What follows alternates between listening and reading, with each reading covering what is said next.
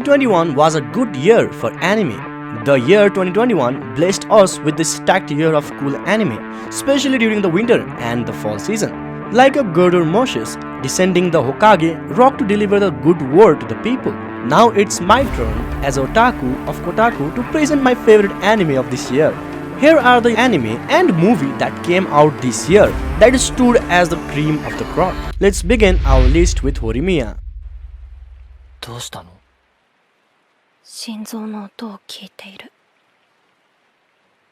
これで何がわかるの？人の冷たさ。 This anime is more than shonen action genre it's most associated with. Sometimes anime can be sweet, and the sugary love story in Horimiya are enough to put a dentist in a cardiac arrest. This anime mainly follows the budding love romance of two high schoolers, Kyuto Hori, the most popular girl in this school, and Izumi Miyamura, the class loner. See what they did there? What makes Miyamura so interesting is that he is hiding a secret from his class that Hori stumbled upon by mistake. He is a goth kid and a stylish one at that. These friends who have mutually agreed to hide his secret bloom into a full-blown romance, so strong and infectiously wholesome that he has their classmate itching for their own high school romance. Vivi Florent Eye Song. 弾くのは野暮かとも思うんですが、これだけは歌えるんですね。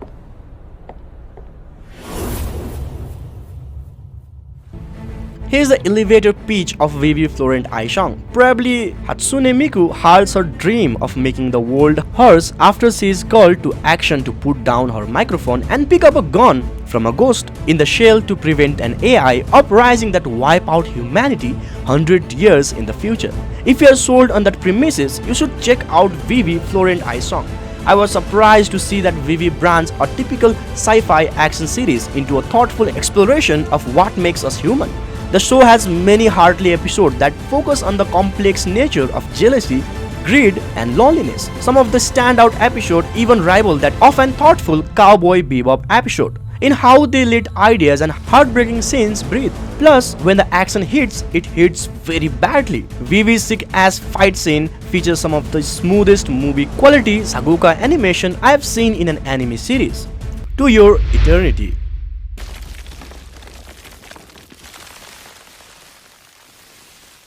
私の庭に誰かが遊びに来たようだ。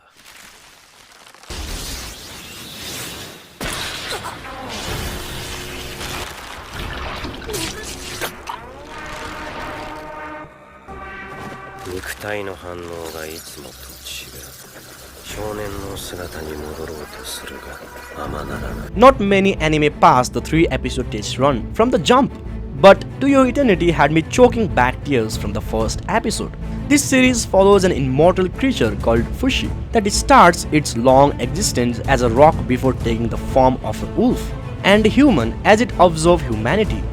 Oima-san also happens to be the mangaka behind the Silence Voice, and its opening theme, Pink Blood, is sung by none other than Hikaru Utada, so my being moved to tears doesn't come as a surprise. The show pulls no emotional punches. This anime isn't afraid to get heavy when moments of dread, betrayal, and death arise. But oddly enough, the show finds beauty in how Fushi come to understand our flawed but endearing tendency as sees through it. Beasters.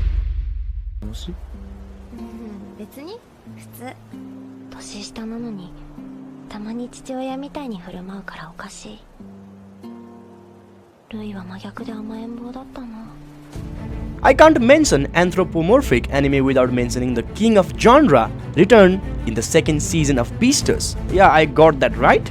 Now that the twist of Beasters' principle is a reflection of our world, racism, classism, sexism, and otherism, like Season 2 pick up the best boy Legoshi putting on his detective hat as he tries to figure out who murdered his friend Tem and Alpica. As Legoshi's spying get him closer to find the killer, his wayward friends Luis Adair find himself on the opposite end of the justice as the new head of Yakuza family of a lion called Shishigumi. Beasters' second season built on what made its first season so appealing. First opening theme, continuously amazing vocal performance, and perfect attendance record. Fena, Pirate Princess. フェナ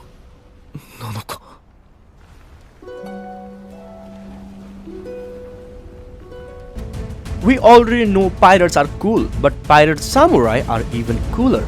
Enter Fena, pirate princess. The anime follows Fena, a 16-year-old orphan who dreams a better life than what awaits her in the brothel. Lucky for her, pirates from her long-forgotten adventure past have come to liberate her, and the rest of the series involve Fena learning the rope of being at the sea as a new member of the Seven Samurai as they set sail in search of answers to her mysterious pirate heritage. Baki Hamma. それが階段で焦げた傷かよ。前にいる相手の戦力を瞬時に見抜く不良としての才能。 I intentionally turned a bit with Netflix original Baki series and I dropped it off after the first season ended. I found that pacing dragged a little, but I picked up its sequel series on a whim to see if the show got any better, and holy shit, it does. This anime finds the supposed character behind bar is a Arizona state prison after he kidnapped the president of US, George Bush. Not to be confused with George Bush, but it turned out the 18-year-old wanted to be sent to prison because he's gunning to take down the strongest man here, Biscuit Oliver. What follows in the smackdown in the prison tournament where Baki rises the rank to get closer to matching the strength of his own father, the strongest fighter in the world. Baki's singular location helped the show maintain the focus I found lacking in the earlier season, plus Baki universe running alongside our own historical event. And yes, this is my go-to anime. Komi-san can't communicate. オサナさんちょっとこっち来い。今日一緒に帰ってくれないか、コミさんと。コミさんが悩んでたから何か力に。友達2人目できましたね。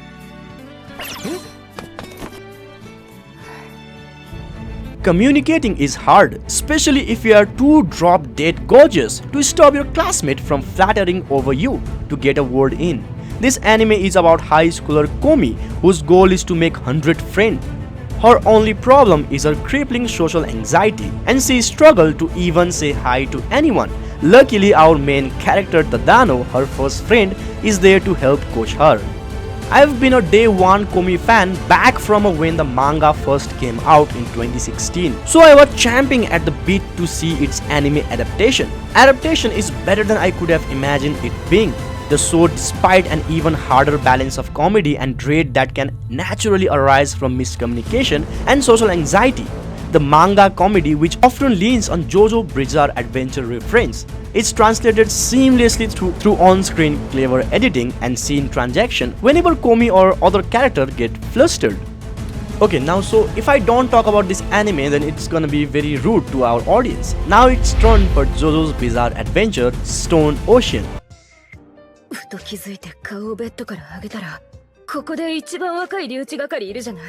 彼がうっそーって顔して、この鉄格子の前に立ってたのよ。 Oh my god。それでお前どの程度見られたの？ Usually anime that have Netflix original series credits slapped onto it have the unfortunate privilege of being kept behind the company's localization jail, where an anime that aired in Japan takes forever to release in the state. Thankfully, this wasn't a problem for JoJo's Bizarre Adventure. The plot of Stone Ocean ironically finds Jolene behind the bar for a crime she didn't even commit it. In the very worst setting that series has had yet. This anime follows the descendant of the Joestar family. Each part or story arc is set in a different time and follows a different member of the family as the battle of bizarre enemies, usually with the help of their song reference Ghost Power called Stand. Stone Ocean follows the series' first female protagonist and oh so cool Jolene. I really love the character. You will not even get bored looking at JoJo's adventure. I mean, it's very cool. Okay, now let's get over with this. And now we have Shoni Boy. This is a sci-fi anime about a class of high schooler who suddenly find themselves adrift in a multitude of other world where the time doesn't seem to exist, all with their own reality-breaking rules. To make matters more dire, a random mixture of this high school kid are imbued with power, some more useful than other. When the kids aren't fighting, they are discovering the extent of their power and trying to discover the rules that This extend metaphor translate neatly into how these high schoolers understand their place in the real world. Last but not the least, we have Evangelion, Thrice Upon a Time.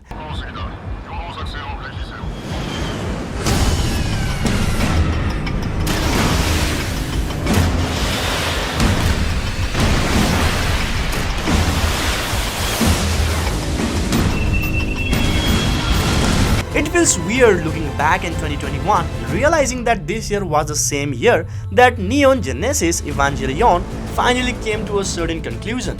Hidekai deconstruction of the mecha anime genre started to feel like its ambition outgrew its capacity to deliver a satisfaction ending. But somehow Anno and Studio Kara pulled off the satisfaction ending, with the series' final reboot film Evangelion Thrice Upon a Time. The most purifying aspect of watching Thrice Upon a Time was film ability to serve as a character study of a main cast, who have been frozen in time just like its viewers who have anticipated the film of the year. The quiet reflexive moment in Thrice Upon a Time shines just as brightly as its bombastic CGI Eva fight, which get crazy like using the Eiffel Tower as a weapon, kind of crazy, especially when it's accompanied by the movie's soundtrack. Anno and Studio Kara's hard work led to the perfect ending to one of anime's most important work. And now this is at all for today. And yes, in terms of new anime of 2021, there are plenty to look at, but I just wanted to highlight these series that stand out the most to myself. Don't forget to leave a like if you did enjoy the video, and as always, I will catch you all in the next one. Fearless.